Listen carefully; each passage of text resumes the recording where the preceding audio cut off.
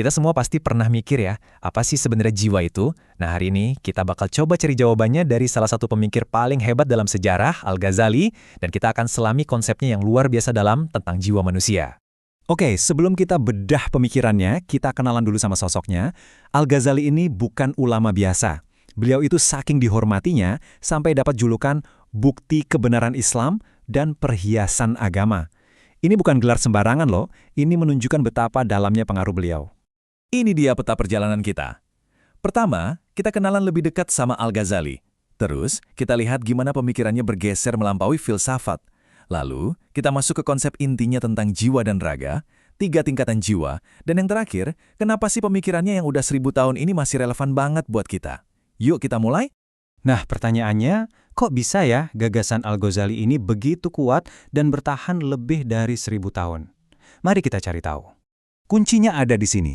Kedalaman ilmunya, bayangin aja, beliau itu pakar teologi, ahli hukum Islam, jago filsafat, sekaligus mendalami tasawuf. Jadi dia bukan cuma ahli di satu bidang, tapi seorang master di banyak disiplin ilmu. Tapi, yang bikin Al-Ghazali ini benar-benar unik adalah perjalanan intelektualnya. Beliau nggak berhenti di satu titik. Beliau justru melakukan sebuah pergeseran besar melampaui filsafat rasional untuk menyelami jiwa dengan cara yang lebih mendalam. Pada masanya, perdebatan filsafat lagi panas-panasnya, dan Al-Ghazali bergulat dengan satu pertanyaan mendasar ini.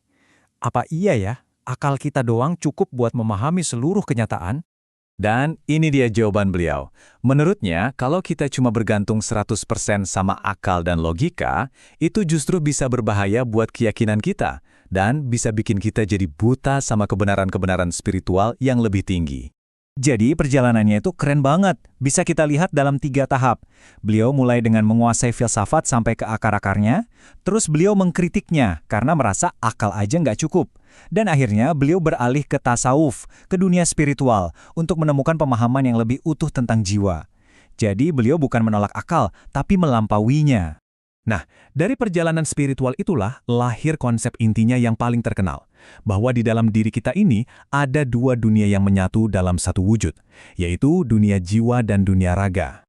Menurut Al-Ghazali, jiwa itu bukan cuma efek samping dari adanya tubuh kita.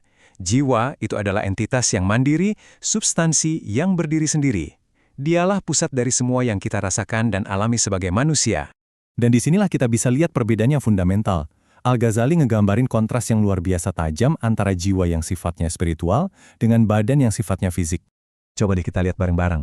Jiwa asalnya dari dunia metafisik, sifatnya nggak kelihatan dan kekal. Sebaliknya, badan kita ini dari dunia materi, kelihatan tapi sifatnya sementara. Bener-bener 2 dunia yang berbeda kan? Tapi keduanya tinggal di dalam satu diri kita. Oke, dari konsep 2 dunia tadi, Al-Ghazali ngelanjutin lagi. Menurutnya, jiwa kita ini nggak statis, nggak gitu-gitu aja. Jiwa itu dinamis, dan bisa berada dalam tingkatan-tingkatan yang berbeda. Beliau membaginya jadi 3 tingkatan utama. Jiwa yang memerintah, jiwa yang menyesali diri, dan jiwa yang tenang. Ini sebenarnya kayak sebuah tangga perjalanan spiritual, dari naluri paling dasar menuju kedamaian batin yang hakiki. Di level paling bawah, ada yang namanya an-nafs al-ammarah, atau jiwa yang memerintah. Ini adalah bagian diri kita yang masih liar, yang didorong oleh nafsu dan amarah mentah. Sesuai kutipan ini, ia cenderung menyuruh kepada kejahatan. Nah, level berikutnya ini adalah titik balik yang penting banget. Namanya an-nafsu al-lawamah, atau jiwa yang menyesali diri. Ini adalah suara hati kita yang mulai sadar, yang mulai bisa melihat kesalahan diri sendiri. Disinilah perjalanan spiritual untuk kembali pada Tuhan dimulai. Dan puncaknya, level tertinggi adalah an-nafsal mutmainnah, atau jiwa yang tenang. Ini adalah kondisi di mana jiwa udah menemukan kedamaian sejati, nggak lagi goyah oleh urusan duniawi.